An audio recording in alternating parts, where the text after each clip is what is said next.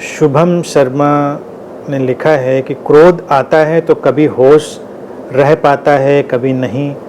जब होश होता है तो इसकी निरर्थकता जान पड़ती है। किसी से भला बुरा कह देने पर बाद में पछतावा भी होता है। आप बोलते हो कि आप करता नहीं हो तो पछतावा भी ना करो।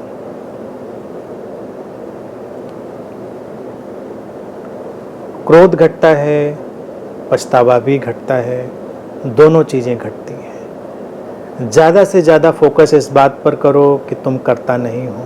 क्रोध घटा तुम्हारे भीतर से, तुमने उसको घटते हुए देखा।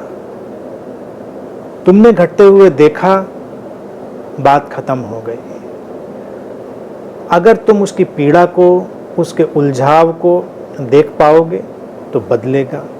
अगली बार तुम्हारी प्रोग्रामिंग बदलेगी। हर बार जब तुम क्रोध की घटना को देखते हो सचेतन होकर, तो हर बार वो प्रोग्रामिंग अपडेट हो जाती है। जैसे देखिए, हम अपने गैजेट्स यूज करते हैं मोबाइल वगैरह में, तो हर ऐप का अपडेट आता रहता है।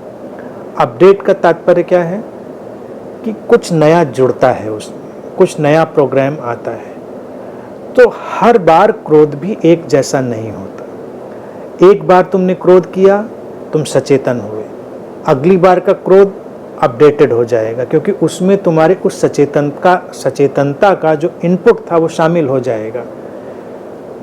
पछतावा आया, मैं ये भी नहीं कहूँगा कि मत करो, क्योंकि तुम करने वाले अभी नहीं हो ही नहीं। पछतावा तुम्हारे अंदर घट रहा है पुरानी कंडीशनिंग से, लेकिन अपने पछतावे को भी देखो कि इसका क्या मूल्य है, क्या औचित्य है। जब चीज़ें घट ही रही थी तो इस पछतावे का क्या सचमुच में कोई मूल्य है, औचित्य है?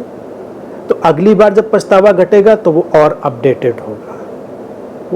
उस पछतावे में फिर तुम थोड़ा और पीछे खिसक गए होगे। हर बार जब तुम अपने ऑब्जर्वेशन को ऐड करोगे बहुत सचेतन होकर, तो तुम्हारा क्रोध चेंज होगा, परिवर्तित होगा, तुम्हारा रिपेंटेंस, तुम्हारा पछतावा बदलेगा, सब चीज़ें धीरे धीरे बदलेंगी।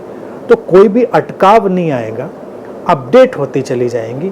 और एक दिन जब तुम बहुत ही साफ साफ देख पाओगे, ओ ये सब तो हो रहा था, मैं तो कुछ भी नहीं कर रहा था, तो क्रोध भी ट्रांसफॉर्म हो जाएगा, पछतावा डिसअपियर हो जाएगा, एक नई चीज़ पैदा होगी। वो क्या पैदा होगी अभी कहना उसके लिए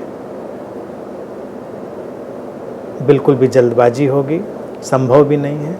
हर व्यक्ति का भाव परिवर्तित होकर उसको अपने ही तरह के किसी अलग रंग में ले जाता है, अलग तरह के भाव में। तो तुम्हारे साथ क्या आएगा नहीं कहा जा सकता। तो इस बात को समझें, जानें, ठीक है।